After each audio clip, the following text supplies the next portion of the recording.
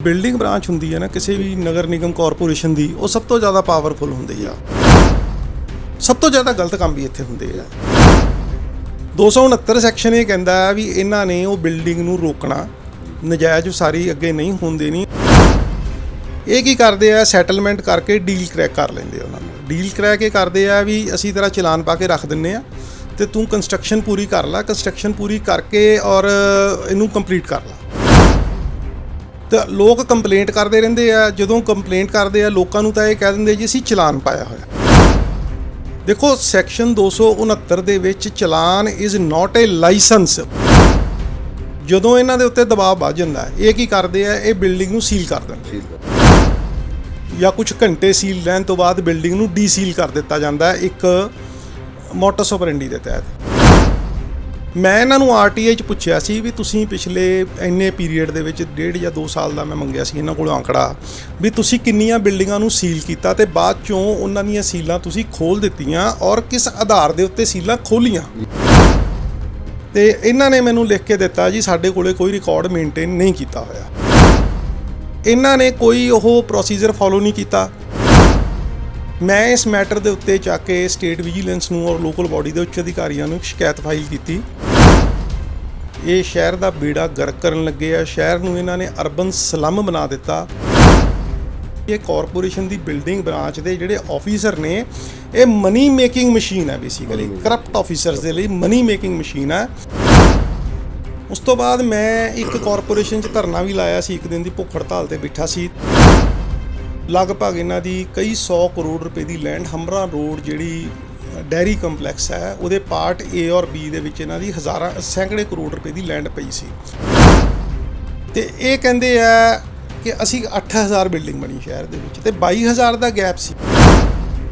ਹੁਣ ਜਦੋਂ ਉਸ ਮੈਟਰ ਦੇ ਵਿੱਚ ਇਹਨਾਂ ਨੇ ਖੁਦ ਲਿਖ ਕੇ ਐਡਮਿਟ ਕੀਤਾ ਵੀ 15000 ਬਿਲਡਿੰਗ 1 ਸਾਲ ਦੇ ਵਿੱਚ ਨਜਾਇਜ਼ ਬਣ ਗਈ ਔਰ ਸਾਡੇ ਤੇ ਐਮਐਲਏਜ਼ ਔਰ ਕਾਉਂਸਲਰ ਸਾਹਿਬਾਨ ਦਾ ਦਬਾਅ ਸੀ, ਇਸ ਕਰਕੇ ਅਸੀਂ ਕਾਰਵਾਈ ਨਹੀਂ ਕਰ ਸਕੇ। ਇਹ ਇਹਨਾਂ ਨੇ ਚਾਰੇ ਏਟੀਪੀਜ਼ ਨੇ ਜਿਹੜੇ ਜ਼ੋਨ ਦੇ ABCD ਜ਼ੋਨ ਦੇ, ਇਹਨਾਂ ਨੇ ਲਿਖ ਕੇ ਐਡਮਿਟ ਕੀਤੀ ਗਾ।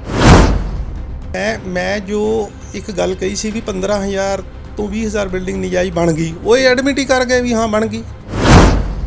ਇਹਨਾਂ ਨੇ ਆਰਡਰ ਕਰਨ ਤੋਂ 3 ਦਿਨ ਵੀ ਨਹੀਂ ਕੱਟੇ, ਇਹਨਾਂ ਨੇ ਉਸੇ ਵੇਲੇ ਦੈੜ ਫਿਰ ਬਿਲਡਿੰਗਾਂ ਸੀਲ ਕਰਨੀਆਂ ਸ਼ੁਰੂ ਕਰਤੀਆਂ ਤੇ ਇਹਨਾਂ ਨੇ ਚਲਾਨ ਭੇਜਣੇ ਇਸ਼ੂ ਕਰਤੇ ਆ। ਦੇਖੋ ਪ੍ਰੈਕਟੀਕਲੀ ਢਾਣਾ ਢੂਣਾ ਤਾਂ ਫਿਰ ਤਾਂ ਅੱਧਾ ਸ਼ਹਿਰ ਢਹਿ ਜਾਣਾ, ਜੇ ਇੱਦਾਂ ਬਿਲਡਿੰਗਾਂ ਢਾਣ ਲੱਗ ਗਏ ਤਾਂ ਅੱਧਾ ਸ਼ਹਿਰ ਢਹਿ ਜਾਣਾ। ਤੇ ਸਾਰਾ ਸ਼ਹਿਰ ਦਾ ਇਹਨਾਂ ਨੇ ਬੇੜਾ ਗਰਕ ਕਰਤਾ। ਬਿਲਡਿੰਗ ਬ੍ਰਾਂਚ ਨੇ ਪਿਛਲੇ 10-12 ਸਾਲਾਂ ਦੇ ਵਿੱਚ ਤਹਿਸ ਨਹਿਸ ਕਰ ਦਿੱਤਾ ਲੁਧਿਆਣਾ ਸ਼ਹਿਰ। ਨਮਸਕਾਰ, ਸਤਿ ਸ਼੍ਰੀ ਅਕਾਲ ਜੀ। ਖਬਰ ਦਿਨ ਭਰ ਦੇਖ ਰਹੇ ਸਾਰੇ ਦਰਸ਼ਕਾਂ ਦਾ ਬਹੁਤ ਬਹੁਤ ਸਵਾਗਤ ਹੈ। ਸਾਡੇ ਨਾਲ ਅੱਜ ਵਿਸ਼ੇਸ਼ ਗੱਲਬਾਤ ਕਰਨ ਨੂੰ ਸ਼ਖਸੀਅਤ ਮੌਜੂਦ ਨੇ, ਆਰਟੀਆਈ ਐਕਟਿਵਿਸਟ ਰੋਹਿਤ ਜੀ, ਜਿਹੜੇ ਸਮੇਂ ਸਿਰ ਕਈ ਸਾਲਾਂ ਤੋਂ ਸਰਕਾਰ ਤੇ ਪ੍ਰਸ਼ਾਸਨ ਨੂੰ ਜਗਾਉਣ ਦੀ ਕੋਸ਼ਿਸ਼ ਜਿਨ੍ਹਾਂ ਨੇ ਕੀਤੀ ਵੀ, ਇਹ ਕਰ ਵੀ ਰਹੇ ਨੇ। ਅੱਜ ਤੱਕ ਕਈ ਇਹਨਾਂ ਦੇ ਜਿਹੜੇ ਮੁੱਦੇ ਚੱਕੇ ਹੋਏ ਨੇ ਉਹ ਲੋਕਾਂ ਵਾਸਤੇ ਕਾਫੀ ਉਹਨਾਂ ਨੂੰ ਲੋਕਾਂ ਨੂੰ ਸਹੂਲੀਅਤ ਮਿਲੀ ਹੈ ਇਹਨਾਂ ਦੇ ਮੁੱਦੇ ਚੱਕਣ ਨਾਲ, ਤੇ ਪ੍ਰਸ਼ਾਸਨ ਸਰਕਾਰ ਨੂੰ ਜਗਾਇਆ ਗਿਆ ਹੈ ਰੋਹਿਤ ਸੱਭਰਵਾਲ ਵੱਲੋਂ। ਸੱਭਰਵਾਲ ਸਾਹਿਬ, ਤੁਹਾਡਾ ਬਹੁਤ ਬਹੁਤ ਸਵਾਗਤ ਹੈ ਜੀ। ਹਾਂਜੀ, ਥੈਂਕ ਯੂ ਸਰ। ਅੱਜ ਦਾ ਰੋਹਿਤ ਸੱਭਰਵਾਲ ਸਾਹਿਬ, ਕੀ ਮੁੱਦਾ ਤੁਸੀਂ ਸਮੇਂ ਸਿਰ ਕਈ ਸਾਲਾਂ ਤੋਂ ਲੱਗੇ ਹੋਏ ਹੋ ਲੋਕਾਂ ਨੇ ਸਹਿਯੋਗ ਕਰਨ ਲੋਕਾਂ ਨੂੰ, ਅੱਜ ਦਾ ਕੀ ਵਿਸ਼ੇਸ਼ ਮੁੱਦਾ ਸਾਨੂੰ ਤੁਸੀਂ ਕੀ ਦੱਸਣਾ ਚਾਹੁੰਦੇ ਹੋ ਤੇ ਉਹਦੇ ਬਾਰੇ ਥੋੜ੍ਹਾ ਦੱਸੋ। ਇਸ ਤਰ੍ਹਾਂ ਜੀ ਕਿ ਲੁਧਿਆਣਾ ਨਗਰ ਨਿਗਮ ਦੀ ਬਿਲਡਿੰਗ ਬ੍ਰਾਂਚ ਹੈ।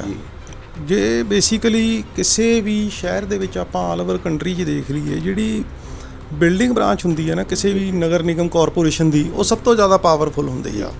ਸਭ ਤੋਂ ਜ਼ਿਆਦਾ ਗਲਤ ਕੰਮ ਵੀ ਇੱਥੇ ਹੁੰਦੇ ਆ ਇਸ ਬਿਲਡਿੰਗ ਬ੍ਰਾਂਚ ਦੇ ਵਿੱਚ, ਕਿਉਂਕਿ ਸ਼ਹਿਰ ਦੀ ਟਾਊਨ ਪਲੈਨਿੰਗ ਕਰਨੀ ਹੁੰਦੀ ਆ। ਟਾਊਨ ਪਲੈਨਿੰਗ ਤਾਂ ਇਹਨਾਂ ਦੇ ਹੱਥ ਹੈ ਕਿੱਦਾਂ ਕਰਨੀ ਕਿੱਦਾਂ ਨਹੀਂ ਕਰਨੀ। ਸੋ ਮੈਂ ਇੱਕ ਮੈਟਰ ਰੇਸ ਕੀਤਾ ਸੀ ਕਿ ਪਹਿਲਾਂ ਕੀ ਕਰਦੇ ਨੇ, ਇਹ ਇਨਲੀਗਲ ਕੰਸਟਰਕਸ਼ਨ ਮੰਨ ਲਓ ਕੋਈ ਹੁੰਦੀ ਆ, ਉੱਥੋਂ ਦੇ ਲੋਕ ਦੁਖੀ ਹੋ ਕੇ ਕੰਪਲੇਂਟ ਕਰਦੇ ਨੇ ਵੀ ਸਾਡੇ ਮਹੱਲੇ ਦੇ ਵਿੱਚ ਨਜਾਇਜ਼ ਉਸਾਰੀ ਹੋ ਰਹੀ ਆ ਤੇ ਇਹਦੇ 'ਤੇ ਕਾਰਵਾਈ ਕੀਤੀ ਜਾਵੇ, ਕਿਉਂਕਿ ਕਮਰਸ਼ੀਅਲ ਗਤੀਵਿਧੀਆਂ ਕਈ ਵਾਰੀ ਰਿਹਾਇਸ਼ੀ ਏਰੀਏ 'ਚ ਇੰਡਸਟਰੀਅਲ ਗਤੀਵਿਧੀਆਂ, ਫੈਕਟਰੀਆਂ ਲੱਗਣੀਆਂ, ਇਹ ਲਵਾ ਦਿੰਦੇ ਨੇ ਕਈ, ਬੜਾ ਕੁਛ ਕਰਦੇ ਆ। ਤੇ ਉਹ ਕੀ ਕਰਦੇ, ਸੈਕਸ਼ਨ 269 ਦੇ ਵਿੱਚ ਚਲਾਨ ਪਾ ਦਿੰਦੇ ਕਾਰਪੋਰੇਸ਼ਨ ਵਾਲੇ ਜੀ। 269 ਸੈਕਸ਼ਨ ਇਹ ਕਹਿੰਦਾ ਵੀ ਇਹਨਾਂ ਨੇ ਉਹ ਬਿਲਡਿੰਗ ਨੂੰ ਰੋਕਣਾ, ਨਜਾਇਜ਼ ਉਸਾਰੀ ਅੱਗੇ ਨਹੀਂ ਹੋਣ ਦੇਣੀ, ਔਰ ਜੇ ਕੋਈ ਨਾ ਰਾਜੀਨਾਮਾ ਯੋਗ ਹਿੱਸਾ ਹੈ ਜਾਂ ਇੱਦਾਂ ਲੱਗਦਾ ਹੈ ਕਿ ਇਹ illegal change of land use ਕਰਕੇ ਬਣਾਈ ਜਾ ਰਹੀ ਹੈ, ਰਿਹਾਇਸ਼ੀ ਏਰੀਏ 'ਚ ਫੈਕਟਰੀ ਆ ਜਾਂ ਕੋਈ ਹੋਰ ਐਸਾ ਕੋਈ ਕਾਰੋਬਾਰੀ ਯੂਨਿਟ ਹੈ ਜਿਹਦੇ ਨਾਲ ਲੋਕਾਂ ਨੂੰ ਪਰੇਸ਼ਾਨੀ ਹੋਵੇ, ਜਾਂ ਉਹਨੇ ਪਾਰਕਿੰਗ ਹੀ ਸਾਰੀ ਖਾ ਲਈ, ਪਾਰਕਿੰਗ ਛੱਡੀ ਨਹੀਂ, ਤੇ ਉਹਨੂੰ ਇਹਨਾਂ ਨੇ ਉੱਥੇ ਗਿਰਾਣਾ ਹੁੰਦਾ ਮੌਕੇ ਤੇ। ਇਹ ਕੀ ਕਰਦੇ ਆ, ਸੈਟਲਮੈਂਟ ਕਰਕੇ ਡੀਲ ਕਰੈਕ ਕਰ ਲੈਂਦੇ ਆ ਉਹਨਾਂ ਨੂੰ। ਡੀਲ ਕਰੈਕ ਇਹ ਕਰਦੇ ਆ ਵੀ ਅਸੀਂ ਤੇਰਾ ਚਲਾਨ ਪਾ ਕੇ ਰੱਖ ਦਿੰਨੇ ਆ ਤੇ ਤੂੰ ਕੰਸਟਰਕਸ਼ਨ ਪੂਰੀ ਕਰ ਲੈ, ਕੰਸਟਰਕਸ਼ਨ ਪੂਰੀ ਕਰਕੇ ਔਰ ਇਹਨੂੰ ਕੰਪਲੀਟ ਕਰ ਲਾ। ਤਾਂ ਲੋਕ ਕੰਪਲੇਂਟ ਕਰਦੇ ਰਹਿੰਦੇ ਆ। ਜਦੋਂ ਕੰਪਲੇਂਟ ਕਰਦੇ ਆ ਲੋਕਾਂ ਨੂੰ ਤਾਂ ਇਹ ਕਹਿ ਦਿੰਦੇ ਜੀ ਅਸੀਂ ਚਲਾਨ ਪਾਇਆ ਹੋਇਆ। ਦੇਖੋ ਸੈਕਸ਼ਨ 269 ਦੇ ਵਿੱਚ ਚਲਾਨ ਇਜ਼ ਨਾਟ ਏ ਲਾਇਸੈਂਸ। ਉਹ ਕੋਈ ਤੁਹਾਨੂੰ ਲਾਇਸੈਂਸ ਨਹੀਂ ਦਿੱਤਾ ਵੀ ਤੁਸੀਂ ਆਪਣੀ ਇਨਲੀਗਲ ਜਿਹੜੀ ਕੰਸਟਰਕਸ਼ਨ ਹੈ ਜਾਂ ਇਨਲੀਗਲ CLU ਕਰਕੇ ਬਣਾਈ ਜਾ ਰਹੀ ਤੁਸੀਂ ਉਹਨੂੰ ਪੂਰਾ ਕਰਨਾ ਹੈ। ਕਾਰਪੋਰੇਸ਼ਨ ਨੇ ਉਹਨੂੰ ਰੋਕਣਾ। ਜਦੋਂ ਇਹਨਾਂ ਦੇ ਉੱਤੇ ਦਬਾਅ ਵੱਧ ਜਾਂਦਾ ਇਹ ਕੀ ਕਰਦੇ ਆ, ਇਹ ਬਿਲਡਿੰਗ ਨੂੰ ਸੀਲ ਕਰ ਦਿੰਦੇ ਆ ਤੇ ਉਸ ਤੋਂ ਬਾਅਦ ਇੱਕ ਨਵੀਂ ਡੀਲ ਚੱਲਦੀ ਆ।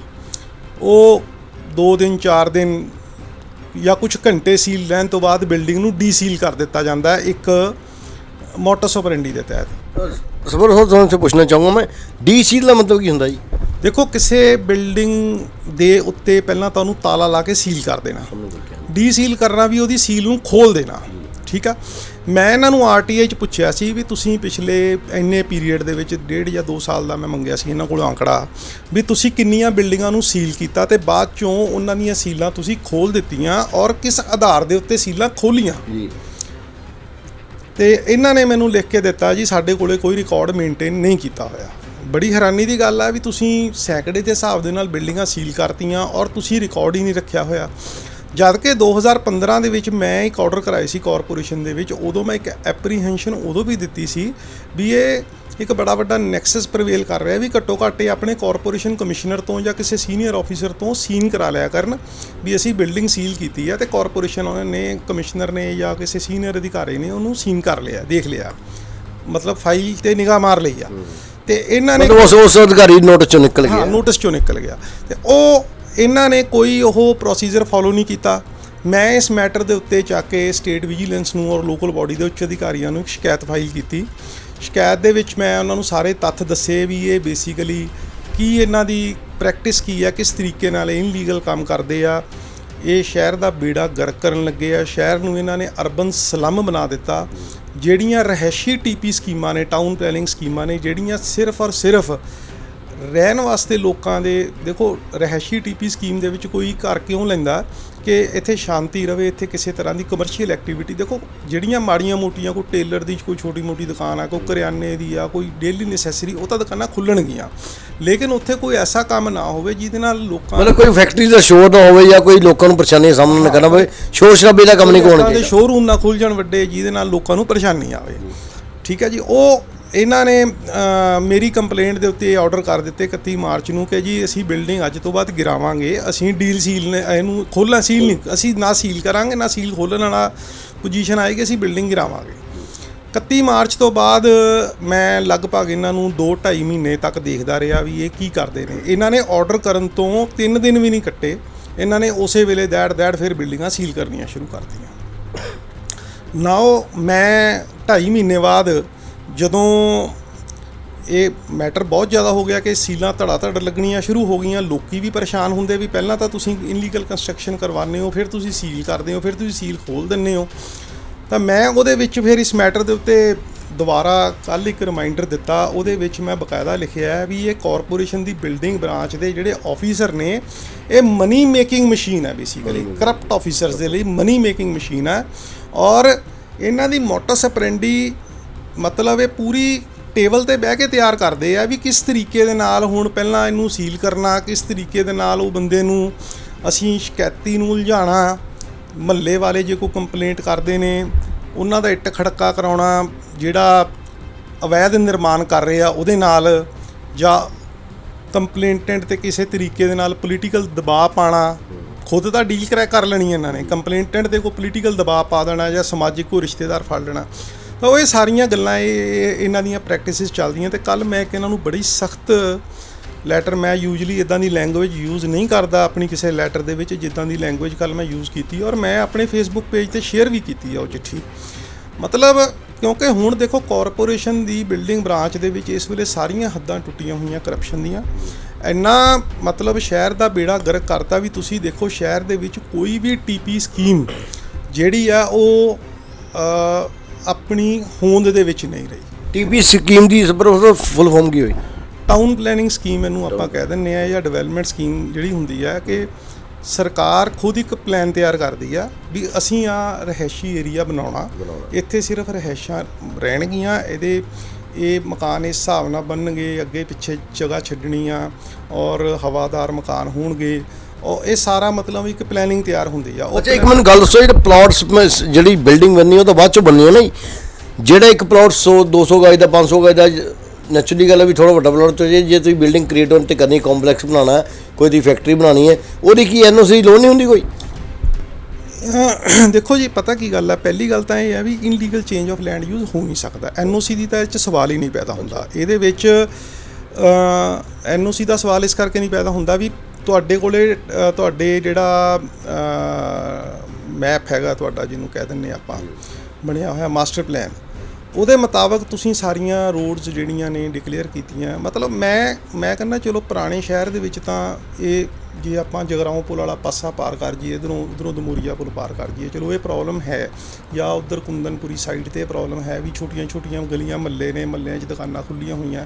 ਲੇਕਿਨ ਜਿਹੜਾ ਏਰੀਆ ਇੱਧਰ ਨੂੰ ਡਿਵੈਲਪ ਹੋ ਰਿਹਾ ਭਾਰਤ ਨਗਰ ਟੂਵਰਡਸ, ਅਸੀਂ ਫਿਰੋਜ਼ਪੁਰ ਰੋਡ 'ਤੇ ਚੱਲ ਜਾਂਦੇ ਆ ਜਾਂ ਪੱਖੋਵਾਲ ਰੋਡ 'ਤੇ ਚੱਲ ਜਾਂਦੇ ਆ, ਇਹ ਏਰੀਏ ਦੇ ਵਿੱਚ ਦੇਖੋ BRS ਨਗਰ ਦੀ ਸਕੀਮ ਆ, ਗੁਰਦੇਵ ਨਗਰ ਦੀ ਆ, ਉਸ ਤੋਂ ਬਾਅਦ ਤੁਹਾਡੀ ਆਹ ਮਾਡਲ ਗ੍ਰਾਮ ਦੀ ਆ, ਕਿੰਨੀਆਂ ਸਕੀਮਾਂ ਨੇ, ਠੀਕ ਹੈ। ਇਹਨਾਂ ਸਕੀਮਾਂ ਦੇ ਵਿੱਚ ਚਲੋ ਮਾੜੇ ਮੋਟੇ ਤੁਸੀਂ ਅਲਾਓ ਕਰ ਸਕਦੇ ਹੋ, ਉਹ ਵੀ ਮਤਲਬ ਵੀ ਲੋਕਾਂ ਦੀਆਂ ਧਿਆਨ 'ਚ ਰੱਖਦੇ ਹੋਏ ਸੁਵਿਧਾਵਾਂ ਨੂੰ ਵੀ, ਕੋਈ ਮਾੜੀ ਮੋਟੀ ਦੁਕਾਨ ਕੋਈ ਕਰਿਆਨੇ ਦੀ ਆ ਅਲਾਓ ਕਰ ਦਿੰਦੇ ਚਲੋ ਖੁੱਲ੍ਹਣ ਨੂੰ।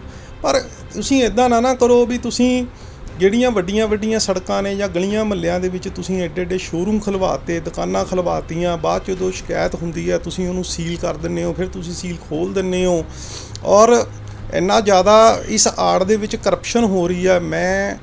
ਮਤਲਬ ਇਹਨਾਂ ਨੇ ਬਹੁਤ ਵਧੀਆ ਇਹ ਧੰਦਾ ਬਣਾਇਆ ਹੋਇਆ ਵੀ। ਤੁਹਾਡਾ ਕਹਿਣਾ ਮਤਲਬ ਵੀ ਸੈਟਿੰਗ ਜਿਹੜੇ MCL ਨਗਰ ਨਿਗਮ ਲੁਧਿਆਣਾ ਦੇ ਆਫਿਸਰ ਨੇ ਉਹ ਸੈਟਿੰਗ ਕਰਕੇ ਫਿਰ ਡੀਸੀਲ ਕਰ ਦਿੰਦੇ ਨੇ ਬਕਾਇਦਾ।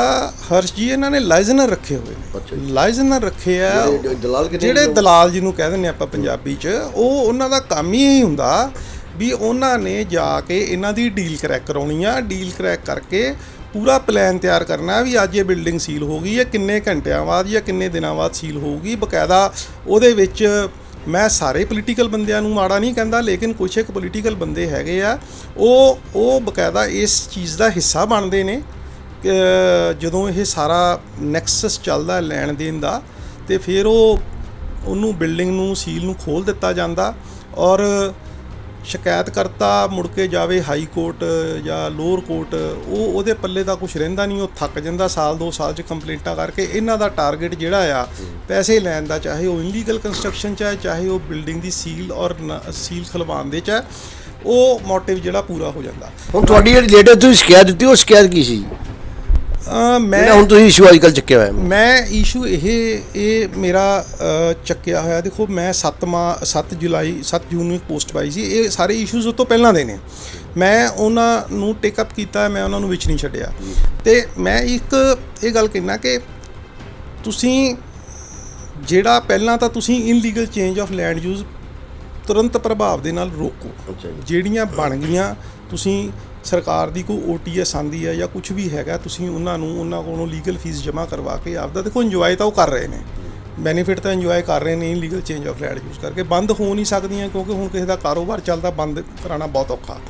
ਤੁਸੀਂ ਉਹਨਾਂ ਕੋਲੋਂ ਯਕਮੁਸ਼ਤ ਫੀਸ ਜਮ੍ਹਾਂ ਕਰਵਾ ਕੇ ਉਹਨਾਂ ਨੂੰ ਰੈਗੂਲਰ ਕਰਕੇ, ਔਰ ਪੁਰਾਣੀਆਂ ਜਿਹੜੀਆਂ ਨਵੀਆਂ ਨੇ ਉਹਨਾਂ ਨੂੰ ਫਰਦਰ ਰੋਕੋ ਤੁਸੀਂ ਵੀ। ਇਹ ਨਹੀਂ ਹੋਣੀਆਂ ਚਾਹੀਦੀਆਂ, ਜਿਹਦੇ ਨਾਲ ਸਾਡੇ ਸ਼ਹਿਰ ਦੀ ਜਿਹੜੀ ਬਣਤੋਂ ਹੈ ਨਾ ਜੀ ਖਰਾਬ ਹੁੰਦੀ ਆ। ਕਾਰਨ ਕਿ ਤੁਸੀਂ ਸੜਕ ਦੇ ਉੱਤੇ ਜਾਂਦੇ ਹੋ, ਸੜਕ ਮੰਨ ਲਓ 30 ਫੁੱਟ ਦੀ ਆ ਜਾਂ 20 ਫੁੱਟ ਦੀ ਆ, ਉੱਥੇ ਦੁਕਾਨਾਂ ਖੁੱਲ੍ਹ ਜਾਂਦੀਆਂ ਕੋਈ ਐਸੀਆਂ ਜਿਹਦੇ ਵਿੱਚ ਹੈਵੀ ਰਸ਼ ਪੈਂਦਾ, ਉਹ ਪਹਿਲਾਂ ਗੱਡੀ ਮੂਹਰੇ ਲਾ ਜਾਂਦਾ, ਇੱਕ ਇੱਧਰ ਲੱਗੀ ਹੁੰਦੀ ਆ, ਮਗਰ ਵਾਲਾ ਹੌਰਨ ਮਾਰੀ ਜਾਂਦਾ।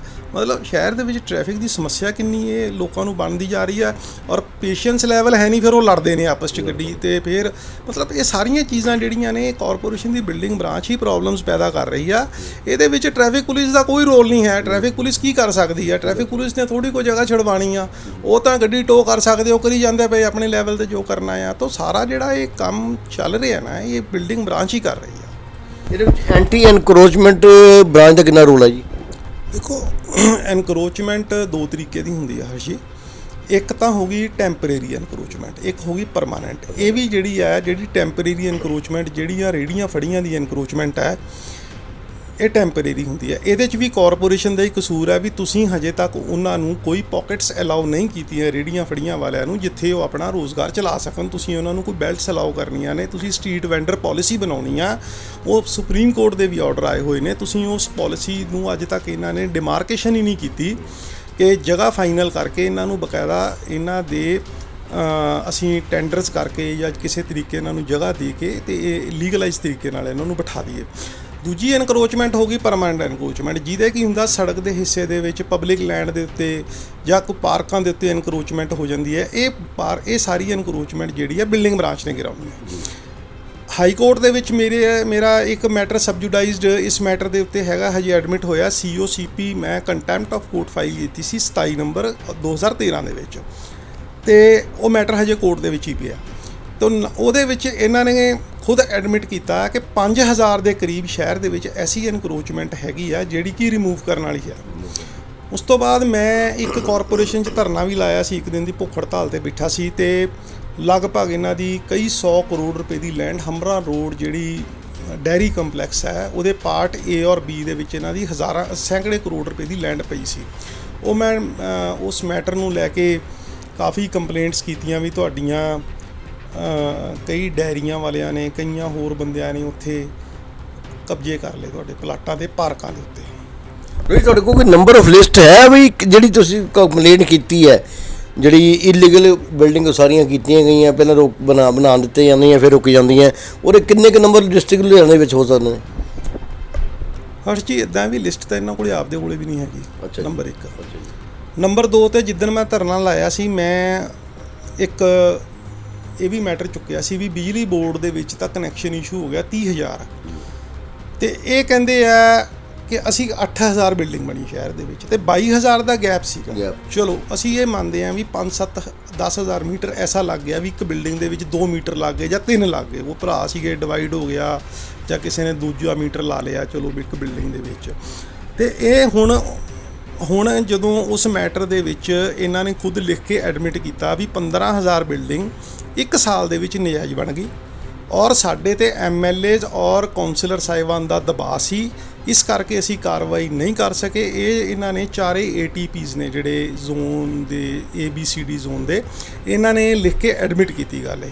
ਔਰ ਉਸ ਤੋਂ ਬਾਅਦ ਇਹ ਮਾਮਲਾ ਜਿਹੜਾ ਜਦੋਂ ਲੋਕਲ ਬਾਡੀ ਦੀ ਵਿਜੀਲੈਂਸ ਡਿਪਾਰਟਮੈਂਟ ਕੋ ਗਿਆ, ਤੇ ਉਹਨਾਂ ਨੇ ਇਹਨਾਂ ਨੂੰ ਕਿਹਾ ਵੀ ਠੀਕ ਹੈ ਵੀ ਤੁਸੀਂ ਰੈਵਨਿਊ ਲਾਸ ਨਹੀਂ ਹੋਣਾ ਚਾਹੀਦਾ, ਤੁਸੀਂ ਇੱਕ ਤਾਂ ਸਾਨੂੰ ਲਿਸਟ ਭੇਜੋ ਕੌਣ ਇਹਦੇ ਵਿੱਚ ATP ਸੀਗੇ, ਕੌਣ MTP ਸੀ, ਕੌਣ ਬਿਲਡਿੰਗ ਇੰਸਪੈਕਟਰ ਸੀ, ਜਿਨ੍ਹਾਂ ਦੀ ਗਲਤੀ ਦੇ ਨਾਲ 15,000 ਜਿਹੜੀ ਤੁਸੀਂ ਐਡਮਿਟ ਕਰ ਰਹੇ ਹੋ ਬਿਲਡਿੰਗ ਬਣ ਗਈ। ਚਲੋ 15 ਨਾ ਸੀ 10 ਲਾ ਲਓ ਤੁਸੀਂ, ਠੀਕ ਆ। ਤੁਸੀਂ ਤੁਹਾਡੇ ਵੱਲੋਂ 30,000 ਬਿਲਡਿੰਗ ਬਣੀ ਹੈ? ਮੈਂ ਜੋ ਤੁਹਾਡੇ ਤੱਥ ਜਿਹੜੇ ਤੱਥ ਤੁਹਾਡੇ ਕੋਲ ਮੌਜੂਦ, ਮੈਂ ਜੋ ਇਹਨਾਂ ਨੂੰ ਕਿਹਾ ਸੀ, ਮੈਂ 15,000 ਬਿਲਡਿੰਗ ਦਾ 15-16,000 ਬਿਲਡਿੰਗ ਦਾ ਕਿਹਾ ਸੀ। 15,000 ਇਹ ਬਿਲਡਿੰਗ ਮੰਨ ਵੀ ਗਏ ਵੀ ਹਾਂ ਇੰਨੀ ਬਣੀ ਆ। ਤੇ ਚਲੋ ਉਹਦੇ ਵਿੱਚ ਹੁਣ ਕੀ ਆ ਵੀ ਜਿੱਦਾਂ ਚਲਾਨ ਜਾ ਰਹੇ ਆ, ਕੁਛ ਇੱਕ ਲੋਕ ਕਹਿ ਰਹੇ ਆ ਜੀ ਅਸੀਂ ਤਾਂ 2 ਮੀਟਰ ਲਾਏ ਨੇ, ਅਸੀਂ 3 ਲਾਏ ਨੇ, ਤੁਸੀਂ ਮੀਟਰ ਦੇ ਆਧਾਰ 'ਤੇ ਸਾਨੂੰ ਭੇਜ ਰਹੇ ਹੋ।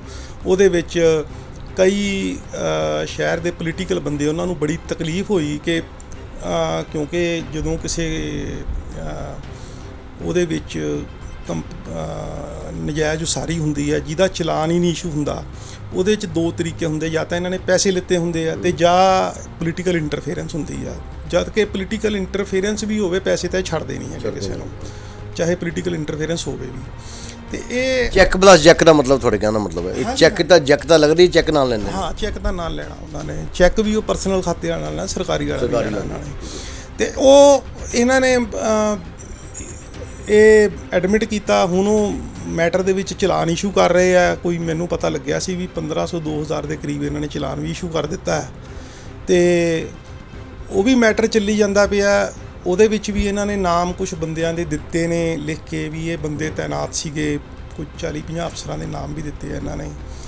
ਤੇ ਡਿਪਾਰਟਮੈਂਟਲ ਵਿਜੀਲੈਂਸ ਇਹਦੇ ਤੇ ਹੁਣ ਕੀ ਕਾਰਵਾਈ ਕਰ ਰਿਹਾ, ਮੇਰੇ ਵੱਲੋਂ ਤਾਂ ਲਗਾਤਾਰ ਰਿਮਾਈਂਡਰ ਜਾ ਰਹੇ ਨੇ ਇਸ ਮੈਟਰ ਦੇ ਉੱਤੇ ਵੀ ਤੁਸੀਂ ਦੱਸੋ ਕੀ ਕਰ ਰਹੇ ਹੋ ਇਸ ਮੈਟਰ ਦੇ ਉੱਤੇ। ਤੁਸੀਂ ਜਿਹੜੀ ਸਰ ਸ਼ਿਕਾਇਤ ਕੀਤੀ ਸੀ ਉਹ ਕਿੱਥੇ ਤੱਕ ਪਹੁੰਚੀ, ਉਹਦੇ ਨਤੀਜੇ ਕੋਈ ਸਿੱਟੇ ਸਾਹਮਣੇ ਆਏ ਨੇ? ਮਤਲਬ ਸਿੱਟਾ ਤਾਂ ਦੇਖੋ, ਮੈਟਰ ਤਾਂ ਮੈਂ ਜੋ ਇੱਕ ਗੱਲ ਕਹੀ ਸੀ ਵੀ 15,000 ਤੋਂ 20,000 ਬਿਲਡਿੰਗ ਨਜਾਇਜ਼ ਬਣ ਗਈ, ਉਹ ਐਡਮਿਟ ਹੀ ਕਰ ਗਏ ਵੀ ਹਾਂ ਬਣ ਗਈ।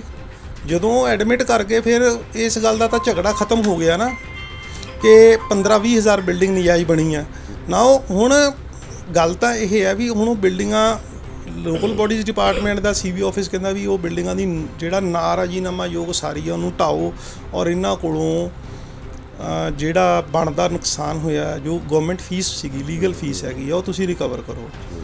ਤੇ ਇਹਨਾਂ ਨੇ ਚਲਾਨ ਭੇਜਣੇ ਇਸ਼ੂ ਕਰਤੇ ਆ। ਦੇਖੋ ਪ੍ਰੈਕਟੀਕਲੀ ਢਾਣਾ ਢੂਣਾ ਤਾਂ ਫਿਰ ਤਾਂ ਅੱਧਾ ਸ਼ਹਿਰ ਢਹਿ ਜਾਣਾ, ਜੇ ਇੱਦਾਂ ਬਿਲਡਿੰਗਾਂ ਢਾਣ ਲੱਗ ਗਏ ਤਾਂ ਅੱਧਾ ਸ਼ਹਿਰ ਢਹਿ ਜਾਣਾ। ਤੇ ਅਸੀਂ ਵੀ ਨਹੀਂ, ਚਲੋ ਹੁਣ ਪਹਿਲਾਂ ਬਣਵਾਤੀਆਂ ਜਾਂ ਤਾਂ ਬਣਵਾਉਂਦੇ ਨਾ, ਹੁਣ ਜਦੋਂ ਬਣਵਾਤੀ ਆ ਤਾਂ ਲੋਕੀ ਐਜ਼ ਅ ਰਾਈਟ ਲੈ ਲੈਂਦੇ ਆ ਵੀ ਸਾਡਾ ਤਾਂ ਰਾਈਟ ਆ ਵੀ ਹੁਣ ਤੁਸੀਂ ਸਾਡੀ ਬਿਲਡਿੰਗ ਤੋੜਦੇ ਪਏ ਹੋ। ਇਹ ਨੈਸ਼ਨਲ ਲਾਸ ਵੀ ਹੈ।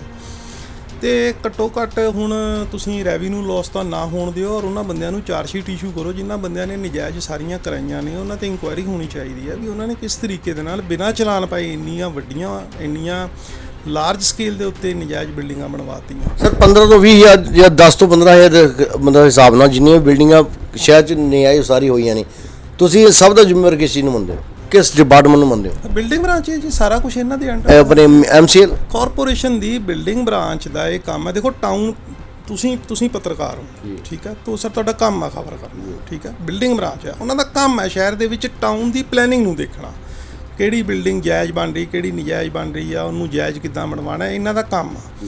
ਲੇਕਿਨ ਇਹ ਕੀ ਕਰ ਰਹੇ ਆ, ਇਹ ਸਿਰਫ ਜਿਹੜੀਆਂ ਸਰਕਾਰ ਐਵੇਂ ਇਹਨਾਂ ਨੂੰ ਕਰੋੜਾਂ ਰੁਪਈਆ ਬਰਡਨ ਚੱਕ ਕੇ ਤਨਖਾਹਾਂ ਦੇ ਰਹੀ ਆ ਕਿਉਂਕਿ ਨਜਾਇਜ਼ ਉਸਾਰੀਆਂ ਜਾਂ ਇਨਕਰੋਚਮੈਂਟਾਂ ਦਾ ਇਹਨਾਂ ਨੇ ਰੋਕਣੀਆਂ ਨਹੀਂ। ਤੇ ਕਾਹਦੇ ਵਾਸਤੇ ਇਹਨਾਂ ਨੂੰ ਬਿਠਾਇਆ ਹੋਇਆ, ਇੰਨੀਆਂ ਤਨਖਾਹਾਂ ਦੇ ਰਹੇ ਹੋ? ਇਹਨਾਂ ਨੂੰ ਕਿਸੇ ਹੋਰ ਬ੍ਰਾਂਚਾਂ ਦੇ ਵਿੱਚ ਸ਼ਿਫਟ ਕਰੋ। ਇਹ ਬਿਲਡਿੰਗ ਬ੍ਰਾਂਚ ਕੁਐਸ਼ ਕਰ ਦਿਓ। ਐਵੇਂ ਲੋਕਾਂ ਦੇ ਅੱਖਾਂ ਦੇ ਵਿੱਚ ਤੁਸੀਂ ਮਿੱਟੀ ਪਾ ਰਹੇ ਹੋ। ਹਰਸ਼ ਜੀ, ਜੇ ਕਿਸੇ ਨੇ ਆਪਣਾ ਰਿਹਾਇਸ਼ੀ ਨਕਸ਼ਾ ਵੀ ਪਾਸ ਕਰਾਉਣਾ ਨਾ, ਮੈਂ ਇੱਕ ਇੱਥੇ ਬੜੀ ਹਾਸੇ ਵਾਲੀ ਗੱਲ ਤੁਹਾਨੂੰ ਦੱਸਦਾ। ਇੱਥੇ ਕਾਰਪੋਰੇਸ਼ਨ ਦੇ ਵਿੱਚ ਇੱਕ MTP ਆਇਆ, ਉਹ ਬਾਹਰੋਂ ਆਉਂਦਾ ਸੀ ਜਲੰਧਰ ਤੋਂ।